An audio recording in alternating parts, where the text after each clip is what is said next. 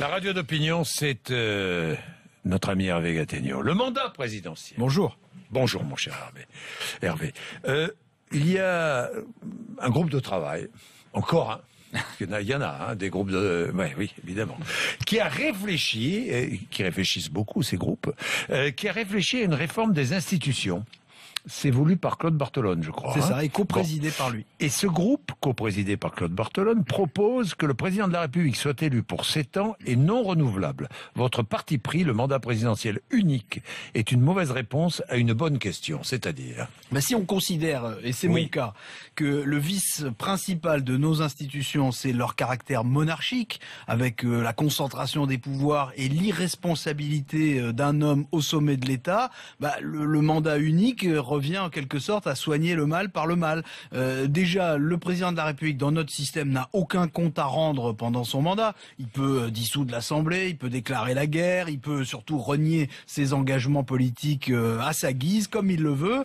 Le seul mécanisme de responsabilité qui existe dans notre système, c'est le vote des citoyens au moment où le président se représente, s'il se représente. Alors, supprimez cette possibilité et vous aurez, pendant la durée du mandat, un roi tout-puissant avec un règne limité dans le temps, mais illimité dans les pouvoirs. Alors si en plus c'est pour 7 ans au lieu de 5, franchement le remède sera pire que le mal. Oui, mais l'argument majeur de ceux qui proposent cette solution, c'est qu'il nous faut un président qui ne soit pas obsédé par sa réélection.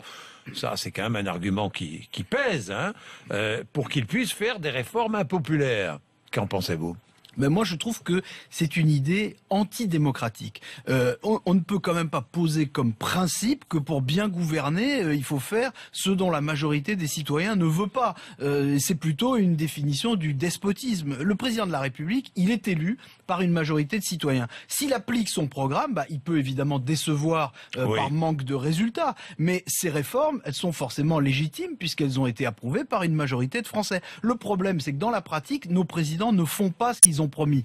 Jacques Chirac a fait le contraire de ce qu'il avait promis, Nicolas Sarkozy a fait la moitié de ce qu'il avait promis, et François Hollande, il n'a pas promis grand-chose, mais il fait autre chose que ce qu'il a promis. C'est de là que vient la déconnexion entre le pouvoir et les citoyens. Un septennat non renouvelable officialiserait cette déconnexion, donc on aurait un mandat unique et une présidence inique. Oui, alors on ne peut rien changer ?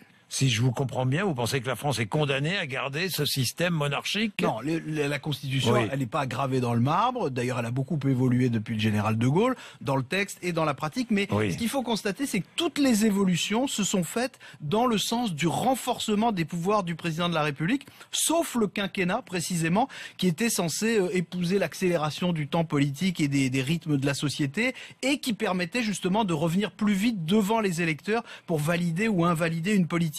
Donc il faut surtout pas revenir en arrière sur le quinquennat. Au contraire, après avoir raccourci le mandat, ce qu'il faut maintenant, c'est diminuer les pouvoirs du président de la République. Par exemple, supprimer toutes les nominations présidentielles, à part évidemment le gouvernement, mais les nominations présidentielles, les hauts fonctionnaires, il y en a des centaines, vous savez. Donc il ne suffit pas de dépoussiérer la présidence, il faut déposséder le président. Vous pensez que c'est réaliste ? Ça pourrait être l'objet d'un débat durant la campagne présidentielle, franchement. François Hollande a certainement en tête des propositions institutionnelles pour sa future campagne de 2017, mais ce n'est pas sur lui qu'il faut compter pour déprésidentialiser le régime. Toute sa pratique montre exactement l'inverse. Il trouve même que les députés ne votent pas assez vite les textes du gouvernement, ce qui relève d'une conception un peu césariste des droits du Parlement. Cela dit, vous avez entendu François Hollande se présenter récemment comme le président le plus audacieux de la Ve République, ça nous a fait sourire à ce moment-là.